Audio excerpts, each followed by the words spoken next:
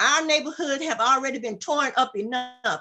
If they would take a look at what they have done with I-49 in the Black community, it is a dumping ground of nothing but contractors with big of dirt and debris and all kinds. We now are in a industrial. They have made our neighborhoods into an industrial loop.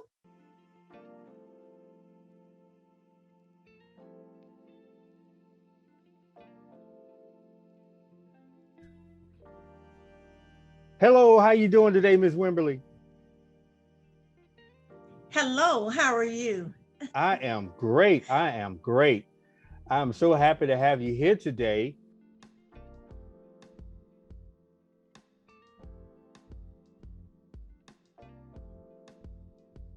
Yes, my name is Brenda Wimberly. I am a Shreveport native. I am the daughter of the late Reverend E.P. and Imogene Hamilton Wimberly. And I grew up in the Cedar Grove section of Shreveport, graduated from Captain Shreve High by default, by no fault of my own, because if I had it my way, I would have graduated from Eden Gardens High School. But we were bused during that time in the early 70s and that's why I went to high school.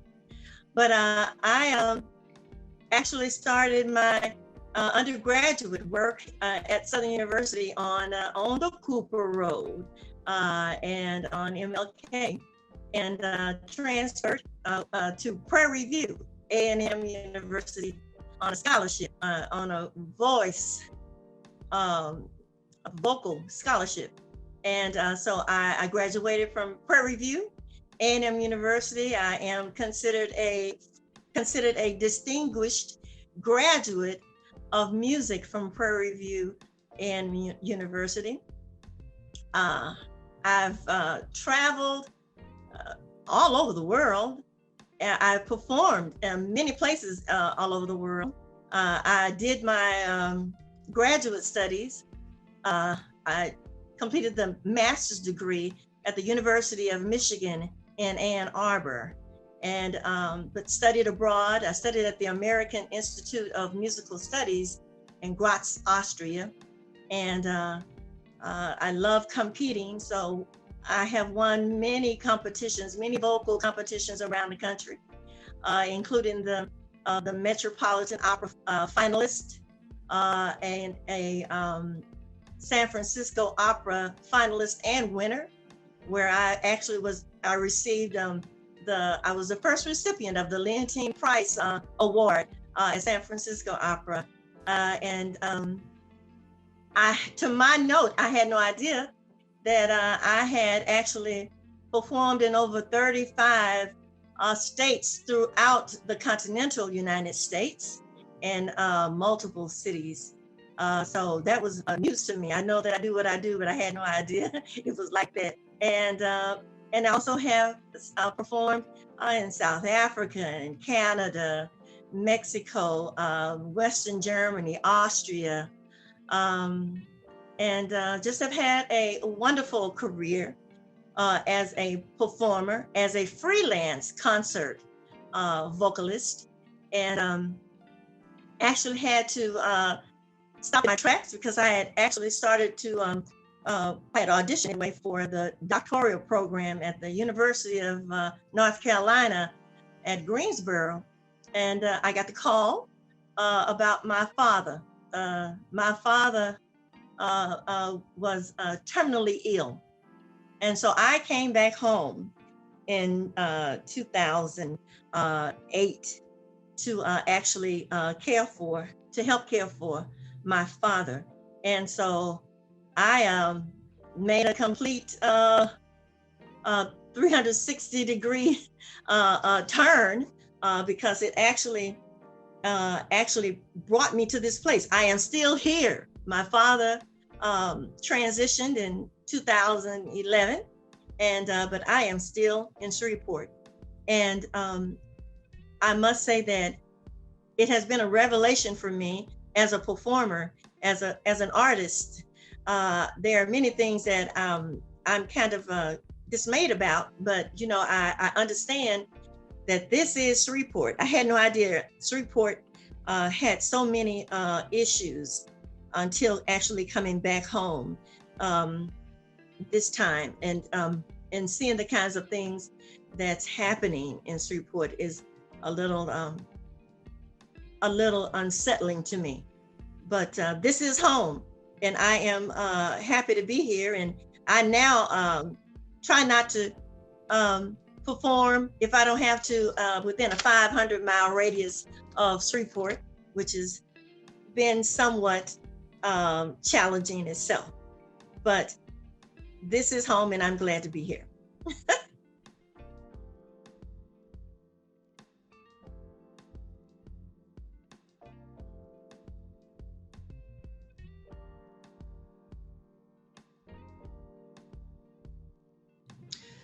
One of my fondest memories of Cedar Grove was actually playing on the softball team at A.B. Palmer Park. Our summers where we actually played all over the cities with other parks. And that was one of the fondest that I can remember. I love the camaraderie. I mean, we would do everything, and we would even fight sometimes after those games because we win. But that was a part of it. And but that was one of the most enjoyable times growing up in Cedar Grove that I can remember.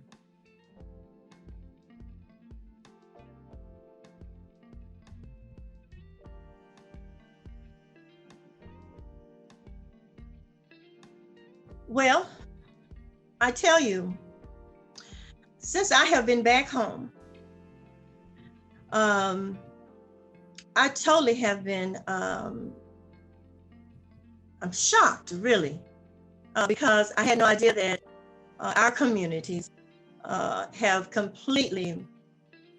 been designated of blight, of what are these car dealers, these car dealerships, 70th Street, which is one of the main thoroughfares in Cedar Grove, within I'll say a 5 or 6, maybe a 10-mile radius. We might have about 20 small car dealerships, and maybe maybe 1 or 2 legitimate strip malls where you have some businesses. But what I find is that, and this is simply because I had the opportunity to live in metropolitan cities before coming back home. I lived in 3rd Ward, Houston, Texas. I lived in Austin, Texas, near the downtown area. I lived near uptown Charlotte in North Carolina. And one of the common denominators in all three, and Shreveport too, is the encroachment of gentrification of Black folks' property. And that gentrification it's destroying the thread, the fiber of our communities. And on the back of that gentrification, you have people, startup companies coming through, and because they see that our communities are now in trouble, you have blight, you have these vacant areas, old dilapidated buildings, dilapidated houses, people who have left the community, and have not come back, and have not, for whatever reasons, they have not come back. And because of that, there is a dismantling of our community. You see, we're not, here I am, I'm looking at Cedar Grove. Cedar Grove is not considered one of the beautiful communities, as I've heard a former mayor would say, one of the beautiful communities. Well, Cedar Grove is not considered one of those communities because of all the blight, because of all the disinvesting of our communities. There's no more investing in our communities. The matter of fact, they are divesting in our communities. And I can speak royally about Cedar Grove because that's where I've had to come back, and I now live. I choose to live in my neighborhood. There are many of us who have decided, and by right, have moved out of the neighborhoods. And so, but those of us who continue to live in the neighborhood, well, we can't be satisfied in what we see. It's a dumping ground in the area of Cedar Grove where I now live. I do not live where I grew up. I grew up on Turner Lane. I lived only 2 blocks from what you would call Cresswell Road. Cresswell Road is one of the most affluent white, starting at one of the most affluent white neighborhoods in our city. I lived all my young life only 2 blocks. There are many times that we would go down Cresswell Road and all those in all those little streets in between, and that's where we would do our trick-or-treating. We would do trick-or-treating off the Cresswell Road. Well, this is a difference. Even off of Cresswell Road, you have single family homes, and you also have beautiful garden homes. You have a diverse use of property and space. And whereas in our small neighborhood, you have many people who actually live in my part of Cedar Grove, who actually work for those folks off of the Cresswell Road. They worked in white folks' homes. And so therefore you have all of these poor people, but they own their homes. They've tried to keep their homes. And for some reason, they have not been able to keep their homes. They've not been able to keep up their homes because they've not really been given a livable wage ever. And so, you can't expect people to live and try to take care of themselves and try to take care of a house. And therefore, there are no programs that would help the people who are left in these underserved communities. And it's underserved only by design. That's why it's underserved. There's no more investing in a Cedar Grove, like the same thing with Lakeside and Allendale. That's by design. One of the things as a performing artist is that you want to come back and you want to find the pulse of the creative arts in your community. I've been accustomed to that everywhere I've lived. And I have lived in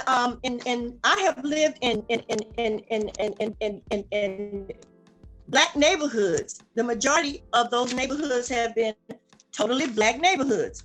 So it's not like I don't understand what it is to be in an empowerment zone. Just to let you know, in 3rd Ward, Texas, well, we call it 3rd Ward, Texas, but it's in Houston.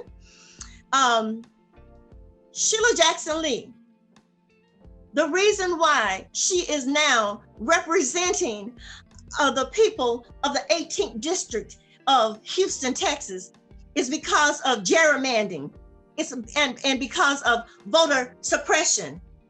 We had to create a district for her to support us who lived in 3rd Ward.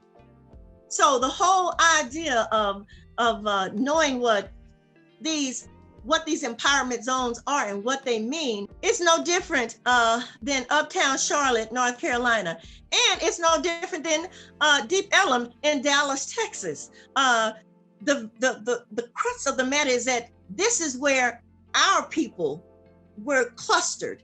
This is where our people could only live. When you talk about Ledbetter, they want to say, well, it's the bottoms. Well, it may be the bottoms, but this is the epicenter of culture, of Black culture in Shreveport. And so therefore, if it's the epicenter of the culture of Shreveport, then it needs to be designated as that. It needs to have that historical designation of that, and not being a ploy to these I don't know what these people are who's coming through here and buying up land, buying up vacant lots and everything, and trying to bring in, which they will do, because that is what's happening in Third Ward, where they have actually started to build these multi-million-dollar homes in this wonderful, beautiful, old Black community.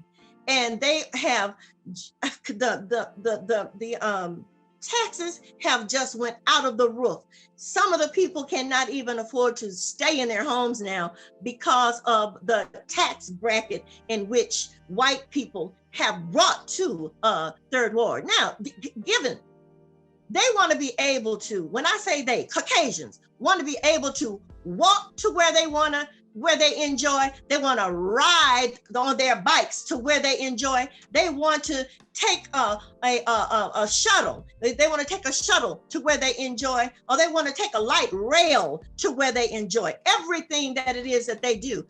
But at whose expense are they willing to do that? It's at our expense. And that is what's happening here in Shreveport. It's going to happen. It's happening now. That I-49 that's going through Allendale, that is by design, and it should not happen. There are many ways in which that corridor can be connected to 49 that's in Arkansas. It doesn't have to come through our neighborhood.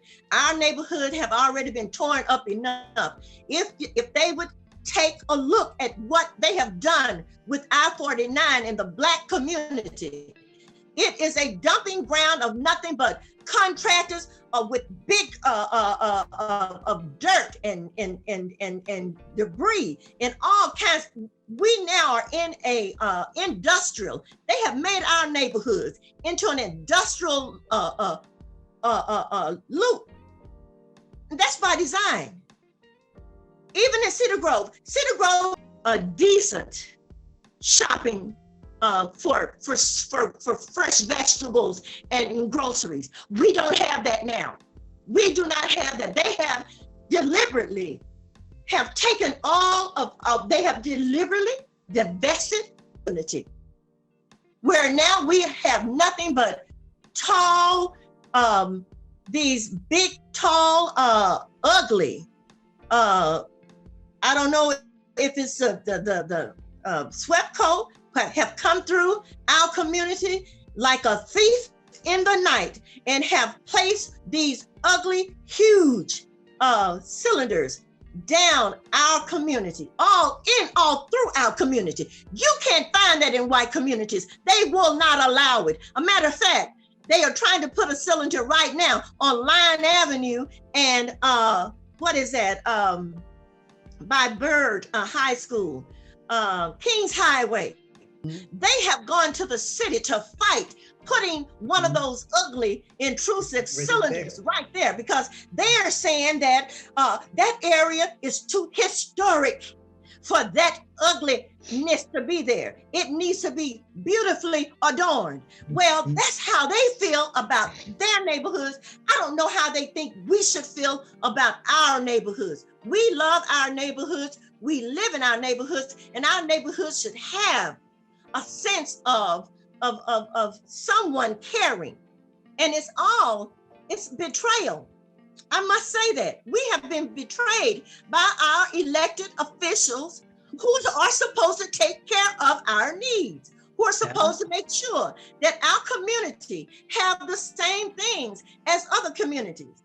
my community I should not have to drive out of my community to a beautiful park where I can walk and I can sit and I can meditate. I should have a beautiful park in my neighborhood. And you can't tell me the reason why that we don't have it is that all we do is to have the drugs, is to have the guns, stop saying that. That is not what all go on in our neighborhoods. You have to live in our neighborhoods to nip that lie. The media and people have created this sensation about what is not going on in our neighborhoods. And I just think it's just a disgrace to the people who live in these neighborhoods to not to have the kind of representation that they should have and the kinds of things that we should have in our community. It upsets me so, and I'm just a lay person, but I've been here. I've been here 10 years, and some of it is contributed to a health issue, and God is in control, so I'm bypass that. But it's gloomy. It's looking gloomy for our communities. Mm-hmm. Everything is busting out. All over Benton, all over Minden, all over Houghton, all over Ellaby Road and beyond Ellaby Road. It's busting their beautiful homes. Who are these people? Where do they work? Or do they have a living wage? How are they able to get these kinds of homes? And we can't, in our community, have diversity housing. Why is it that we have to have this ugliness all the time in our community? There should be diversified housing in our community. We should be able to own homes in our community. It is so unbalanced here.